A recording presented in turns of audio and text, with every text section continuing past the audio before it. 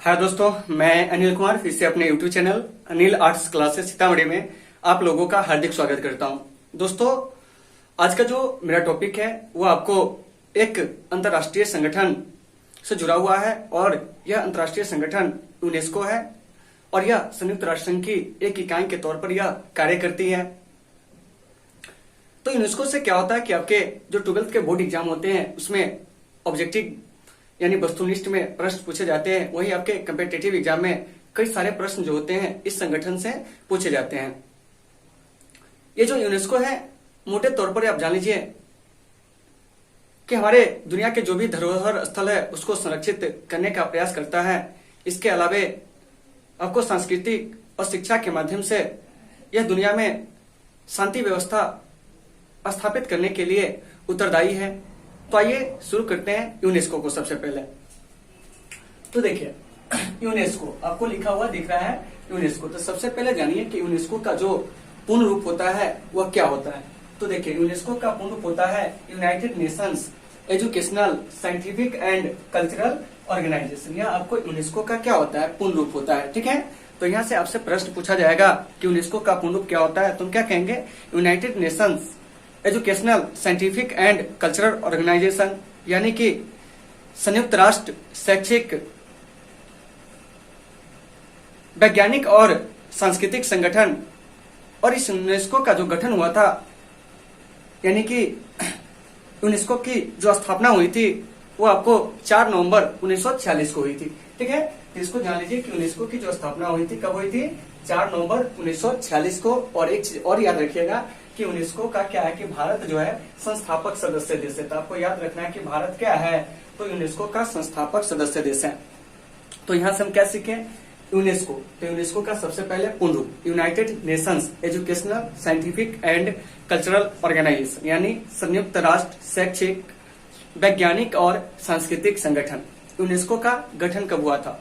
4 नवंबर 1946 को। इसका जो संस्थापक सदस्य देश है वो हमारा भारत भी है और इसमें जो भी वर्तमान में सदस्य देश की संख्या है वो आपको 193 है। तो आपको याद रखना है कि यूनेस्को में जो भी सदस्य देश की संख्या है वो आपको कितना है? 193 है। जबकि सहयोगी देश जो है इसके वो आपको 11 है और इसके अलावे आपको पर्यवेक्षक देश जो है आपको 2 है। तो आपको याद रखना है कि यूनेस्को में अभी सदस्य देश कितने हैं? तो 193 है। ठीक है, और यूएनओ में भी अभी सदस्य देश जो है 193 है।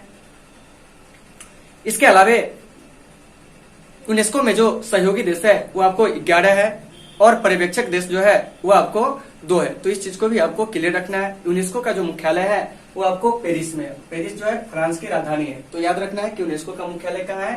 पेरिस में। पेरिस कहाँ है? तो फ्रांस की क्या है? राजधानी है। अभी जो इसके प्रेसिडेंट है यानी कि अभी जो इसके अध्यक्ष है वो आपको आंद्रे ओजोले है। ठीक है, तो इस प्रकार से आपको याद रखना है कि यूनेस्को के जो अभी अध्यक्ष है वह कौन है? तो वह आपको आंद्रे ओजोले है। ठीक है, और इसका कार्य होता है आपको शिक्षा, प्रगति, समाज विज्ञान, संस्कृति तथा संचार के माध्यम से अंतर्राष्ट्रीय शांति को क्या देना?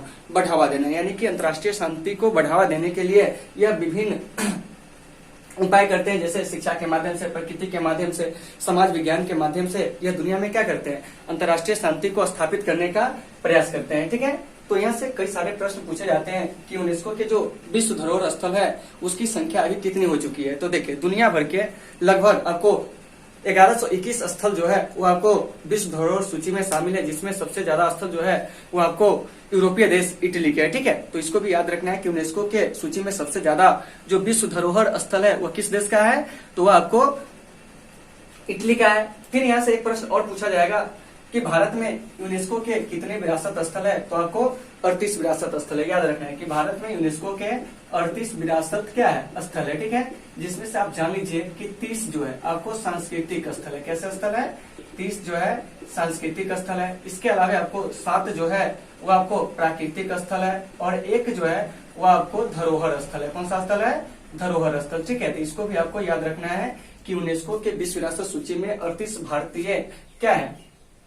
विरासत स्थल है, जिसमें से 30 सांस्कृतिक स्थल है, 7 जो है प्राकृतिक स्थल है, 1 जो है वो आपको धरोहर स्थल है। तो इस प्रकार से आपको याद रखना है। और हाल के वर्ष में 2019 में क्या हुआ था कि पिंक सिटी जोधपुर को यूनेस्को ने अपने विश्व विरासत सूची में क्या किया था, शामिल किया था। ठीक है, तो देखिए, तो यूनेस्को के जो विश्व विरासत सूची है उसमें भारत के 38 स्थल है, 30 जो है सांस्कृतिक स्थल है, 7 जो है प्राकृतिक स्थल है और 1 जो है वो आपको क्या है, मिश्रित स्थल है। तो इस प्रकार से आपको याद रखना है कि यूनेस्को के विश्व विरासत सूची में कितने भारतीय स्थल है, 38 है। ठीक है, अब है कि भारत का जो पहला विश्व विरासत स्थल जो यूनेस्को की सूची में शामिल हुआ था वो आपको आगरा का लाल किला था, जिसे वर्ष 1983 में यूनेस्को ने अपने विश्व विरासत सूची में क्या किया था, शामिल किया था। तब प्रश्न पूछा जाएगा कि यूनेस्को की सूची में शामिल होने वाला भारत का पहला विश्व विरासत स्थल कौन है, तो वो आपको आगरा का लाल किला है, जो की 1983 में यूनेस्को के विश्व विरासत सूची में शामिल हुआ था।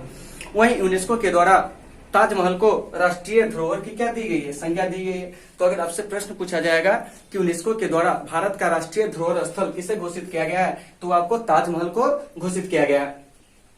फिर कभी कभी प्रश्न पूछा जाता है कि भारत का वह पहला रेलवे स्टेशन कौन है जिसे यूनेस्को ने अपने विश्व विरासत सूची में शामिल किया था, तो वह आपको मुंबई स्थित छत्रपति शिवाजी टर्मिनल, जिसे यूनेस्को ने 2004 में अपने विश्व विरासत सूची में शामिल किया था। तो यहाँ से इस चीज को आपको क्लियर रखना है कि ये जो पहला रेलवे स्टेशन है आपको छत्रपति शिवाजी टर्मिनल, जिनको क्या हुआ था कि 2004 में यूनेस्को के द्वारा विश्व विरासत सूची में जगह दी गई थी।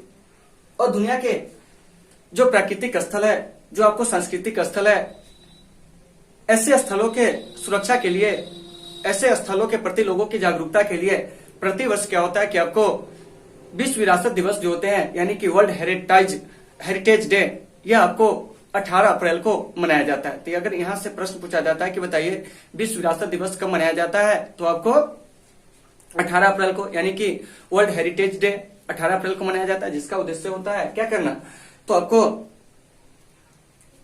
यानी कि जो भी हमारे प्राकृतिक स्थल है, जो भी हमारे धरोहर स्थल है, उसके प्रति लोगों को जागरूक करना। तो एक चीज यहाँ पर और ध्यान दीजिएगा कि यूनेस्को का मुख्यालय तो पेरिस है, ठीक है, लेकिन क्या है कि इसके 27 जो है क्षेत्रीय कार्यालय, जिसको हम लोग बोलते हैं क्लस्टर, क्या बोलते हैं, क्लस्टर बोलते हैं। ठीक है, तो अगर आपसे प्रश्न पूछा जाएगा कि यूनेस्को में कितने क्लस्टर कार्यालय है, तो 27 है। इसके अलावा आपको राष्ट्रीय कार्यालय कितने हैं, तो वो आपको 21 है। ठीक है, तो इस चीज को भी आपको याद रखना है। तो दोस्तों, मुझे उम्मीद है कि ये टॉपिक आपको आसानी से समझ में आ गई होगी। अगर इस टॉपिक में कहीं से कोई समस्या आती है तो आप हमें कमेंट करके बताएं, हम आपकी समस्या का हर संभव समाधान करने का प्रयास करेंगे। तो दोस्तों, आज की इस क्लास को हम यहीं पे समाप्त करते हैं, फिर मिलते हैं अगले क्लास में। जब तक के लिए आप सबों से सुविधा, take care all of you.